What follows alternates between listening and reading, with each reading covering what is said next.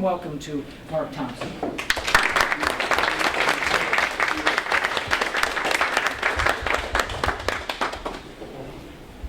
Thank you all for inviting me. I see a couple of familiar faces, but I also see a lot of new ones, so I'm glad to see you. First off, I'd like to acknowledge that this is one of those topics that everybody thinks they know the story, but when you start to unpack it, the story is actually far more strange than you really expect.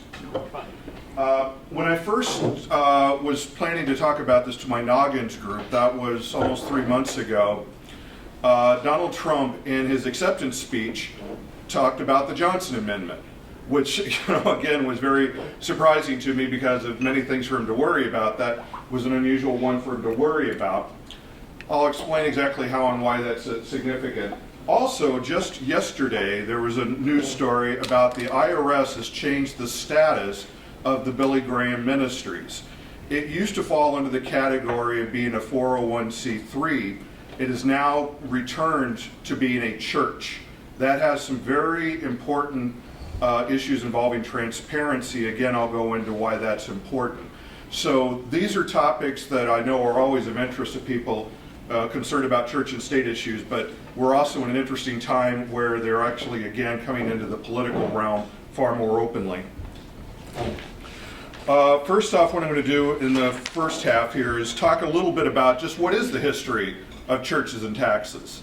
And it goes way, way back. And then I'm also going to talk about what is a church from the IRS's own rules. Again, you may be surprised exactly what that is. I'm going to talk a bit about the tax code itself and why it has the impacts it does. And then finally, into the first half, I'm going to talk about the Johnson Amendment. In the second half, I'm actually going to get into some numbers. How much money is actually lost by giving these exemptions? And we'll also talk about ways that groups can be able to recover some of that money or to get it to cover certain areas. A lot of people hear about the income tax issues and the donor issues. One of the things a lot of folks don't think about in terms of churches is their impact on cities and towns. And what I mean by impact, I mean the basics: water, parking, traffic, roads, all sorts of other things that in many cases these churches are providing no support to, but expect the cities to take care of. Small example, many of the mega churches will either ask for on-duty police officers to manage the traffic around their churches as they're holding their services. My source for this part about the history is actually from Elizabeth Livingston. She wrote in the Rutgers Journal of Law and Religion, and she had some very interesting ideas. First off, I'd like to just point out there is a Journal of Law and Religion, something I was not aware of myself until recently. So again, for those of you that really want to get down in the weeds, there are some specialized documents for it. Now, she describes that in the ancient worlds of Egypt, Samaria, Babylon, and Persia, all forgave priests and temples their taxes. Now, among other favors, Constantine bestowed tax-exempt status on churches, and while subsequent rulers revoked certain privileges, tax exemption remained. Now, most of you probably are aware of Constantine because of what a lot of historians call the Constantinian Alliance. That is when he became the first major leader to tie church and state together. He tied the Roman Empire to the state. When I was studying seminary, actually in a lot of religious schools, they talk about how it was an error from the church's point of view and all the problems that the churches now had because they were tied to the state. So it's not just First Amendment people that were concerned about this issue pulling it apart on the secular side. Many religious leaders have recognized that centuries of this behavior has its impact on their churches also. Now, the American tradition of tax exemption grew out of the relationship with England and the English method of exempting charitable organizations from taxation. Going back to the Statute of Charitable Uses enacted in 1601. So again, we've been talking about these issues for many centuries. There was a discussion about Certain religious activities, such as providing relief to the sick and elderly, fell within its definition of charity. It did not explicitly say churches, just charity. However, around 1639, the phrase religious uses came to describe one type of charitable purpose, and later it comprised one of the four principal divisions of charity in English law. English common law also recognized the service in which many religious institutions provided, and beginning with the Reformation, this area of the law granted tax exemption to those who disposed of certain responsibilities that would otherwise fall to the government. Through the Tudor consolidation of sovereign authority, or as many of you more remember it as Henry VIII breaking up the monasteries, and the birth of religious establishment in England, the common law produced state-regulated churches. So now the churches are actually working for the state, and the state is the church. And as such, were regulated and intended to serve the state. The Crown bestowed tax relief to churches and clergy of the established religions, as it did for other state institutions. Again, established. So a lot of the other Protestant groups, Jewish groups, all the others that you think of, are still being held to requirements and payments. It's just the Church of England that is being released from it. Now, coming over to the colonies, they also, at that time, many of the colonies recognized established churches. And they gave it and its members with tax advantages. Then after the Revolution, people started getting worried about this. There are problems with trying to do this. And they talked about the disestablishment of American churches to fears surrounding the intermingling of politics and religion. Again, these discussions that led to the First Amendment.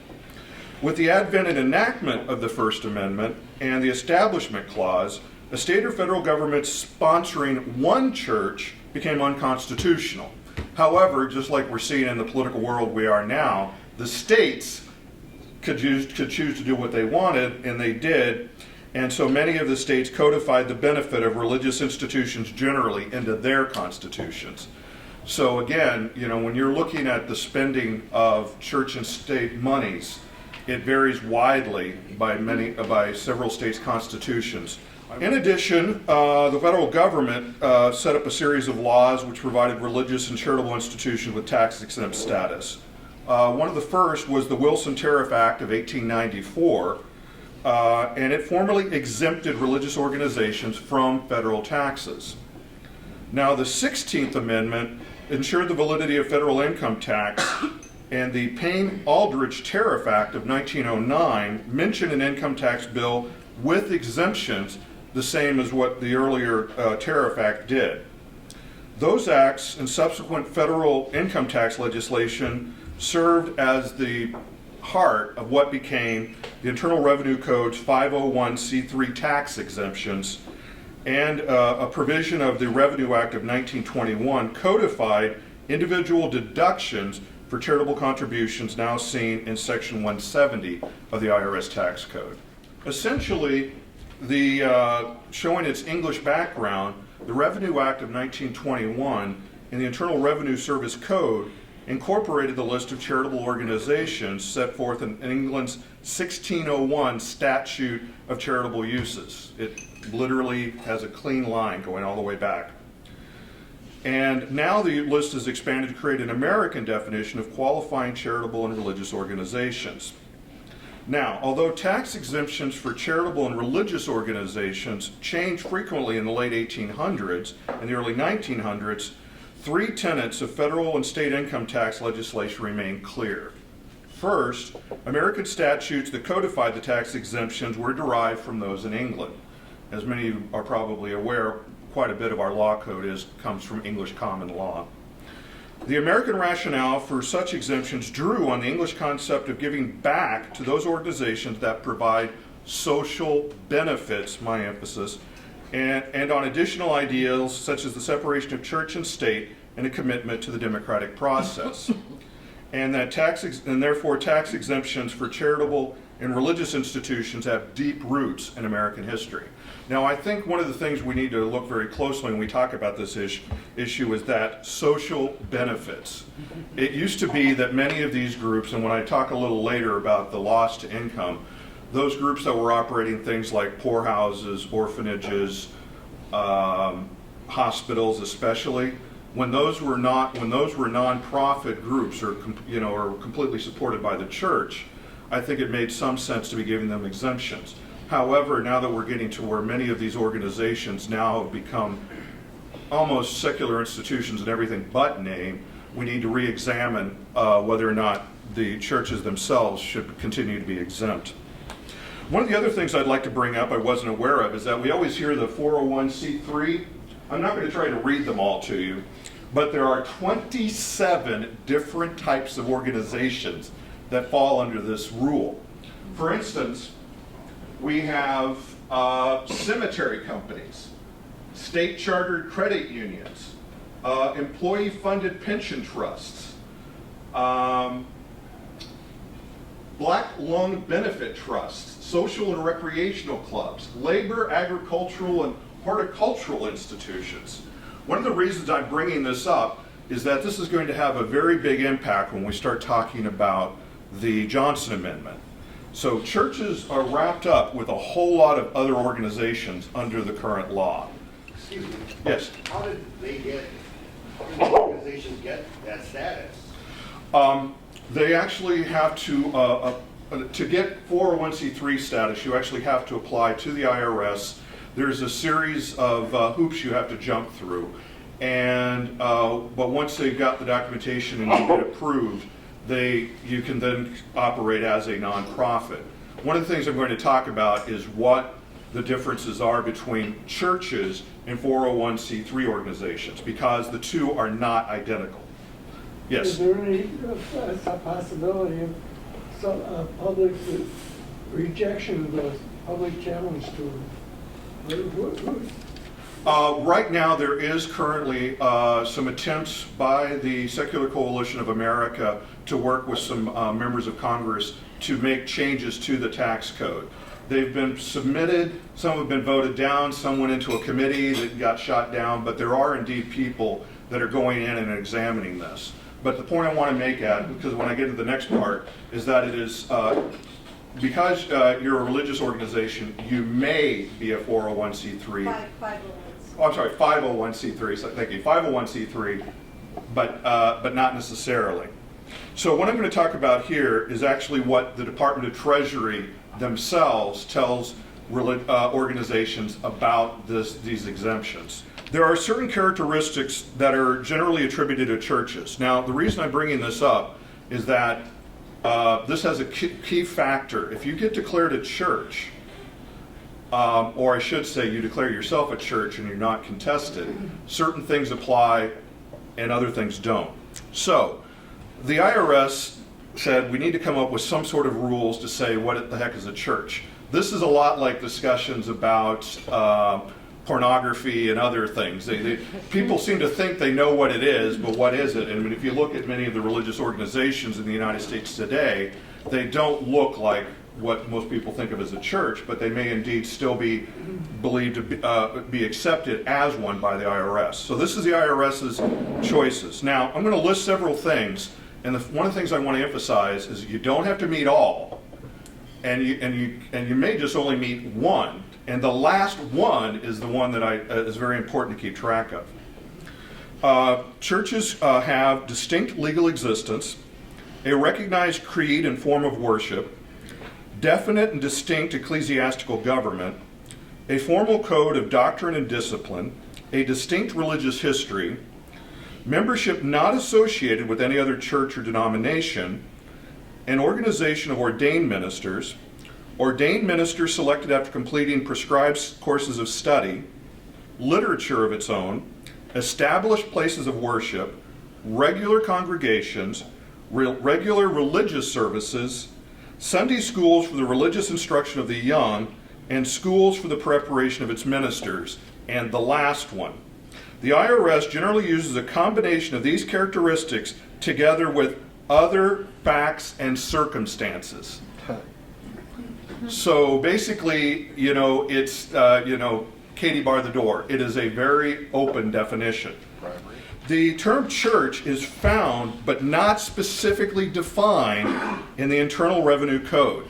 Now, this is a big problem you have whenever you're dealing with these religious issues, that there is the language is very vague, and I would argue deliberately so, to make it as wide as possible. Now, if you fit any of those definitions and declare yourself a church, you're a church. The IRS does not get involved at that point. You are at that point allowed to be exempt from taxes. The church, the churches that meet the requirements of that section are automatically considered tax exempt and are not required to apply for and obtain recognition of tax exempt status from the IRS. Although there is no requirement to do so, many churches seek recognition of tax exempt status from the IRS because this recognition assures church leaders, members, and contributors that the church is recognized as exempt and qualifies for related tax benefits. For example, contributors to a church that have been recognized as tax exempt would know that their contributions generally are tax deductible. So primarily the reason that churches and religious organizations apply for this is just so that they can show their membership that they got top cover, that there is no, that they will indeed, your gifts will be considered charitable giving. Now, this is the other piece. Yes? Is that the same as like money, also like money laundering then? Like, it seems like you're like, oh, well, here, we're a church now, donate to us, and we basically clean your money for you? Or am I thinking of it as a different definition? Well, this gets into the issue about what churches can and cannot do once, with certain activities. But yes, one of the issues about churches, in fact, one of the reasons that the Billy Graham Foundation most likely asked to go back to being a church versus a 501c3 is that very fact. It allows them to hide. They are not required to disclose. And so I wouldn't necessarily call it laundering per se, but it is a way to make money hidden. Yes? Where does the Satanic Temple fall into this? I believe, well, again, this depends on which version of it you're talking about. I can't say specifically, but for example. Well, but I believe at this point, it actually, one of its versions has successfully applied for and received 501c3 recognition. So, I'm not, at this point, I'm not aware of any other branches of it or just trying to say I am a church and therefore exempt. But there is nothing that prevents them from doing that. If you look back to the 14 categories, they qualify on many of those. So potentially they could if they chose to. Now, this goes into the very next slide, gets to that other issue. What is a church?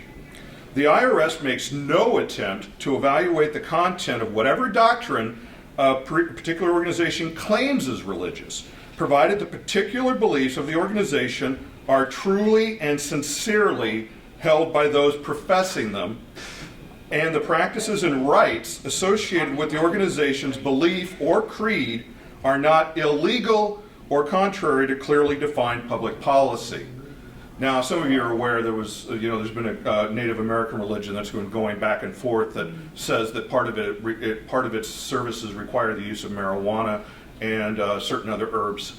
And I can't tell you where it stands right now, but it's gone back and forth, back and forth. Essentially, last I saw is that they could do it outside of prisons, but groups that wanted to be in those services inside prisons were prevented access to marijuana and the other substances. Notice they go into some effort, the IRS, to say that they don't evaluate claims, they don't evaluate doctrine, and they certainly don't define truly and sincerely held beliefs. This is against, for some of the religious freedom acts that are going on right now, this is the same language that's being used in them. Yes? So the Flying Spaghetti Monster claims truly, sincerely held beliefs. Well, I know that at least in Australia and New Zealand, and I think now in Ireland, it's all been recognized as a church. Absolutely. Absolutely. But the point I'm trying to get at here is that the IRS and federal law basically spins itself into circles trying not to say anything about what a church is.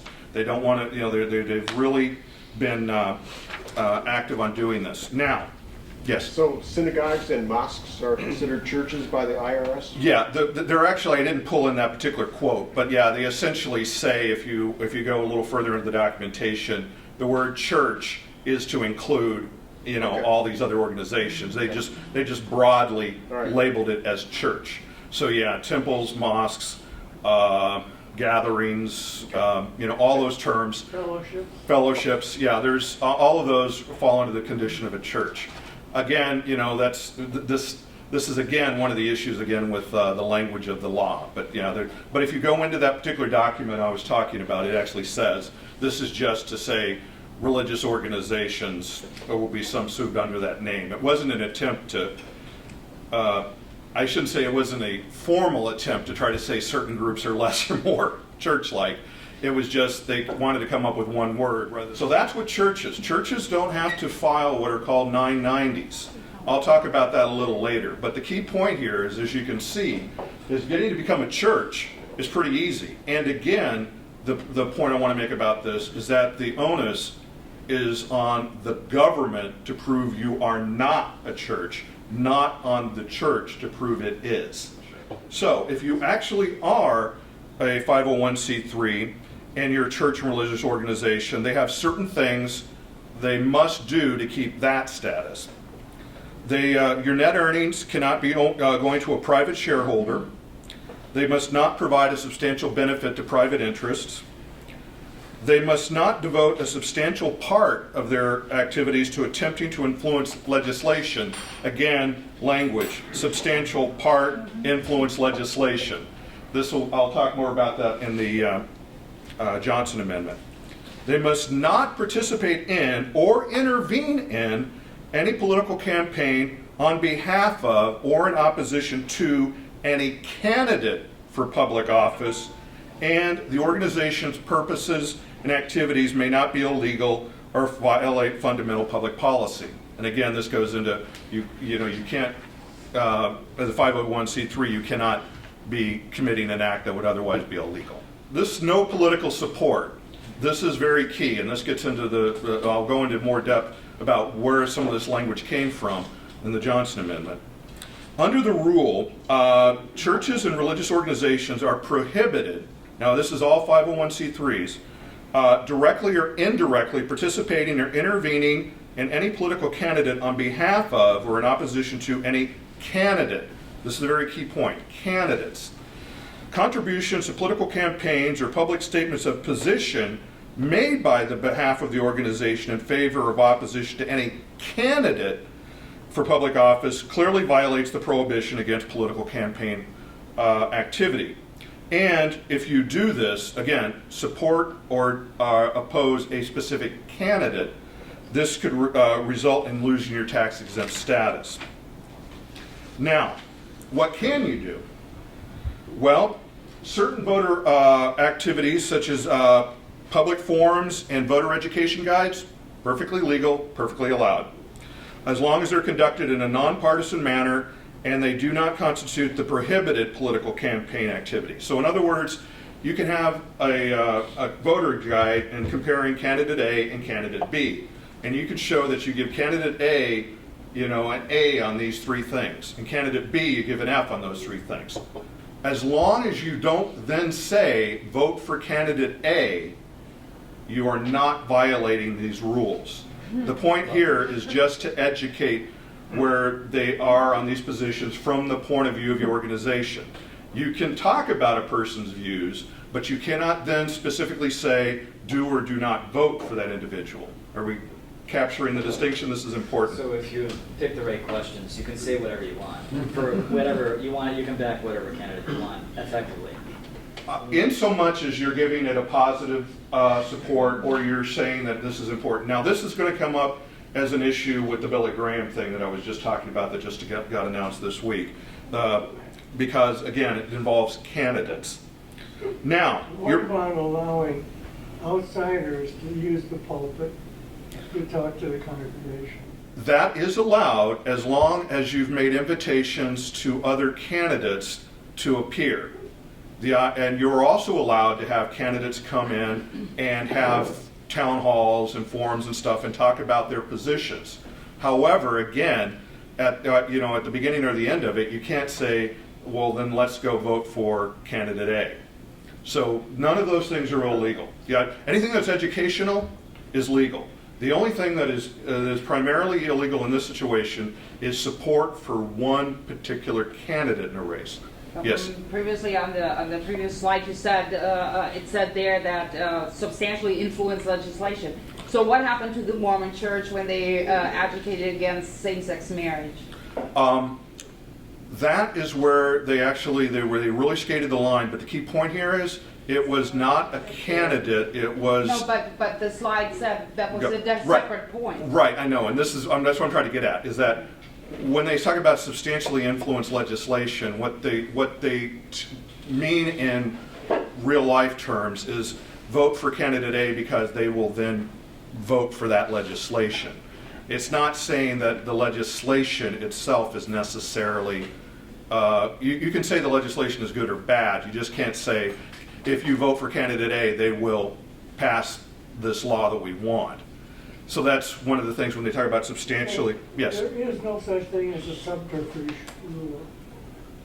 No.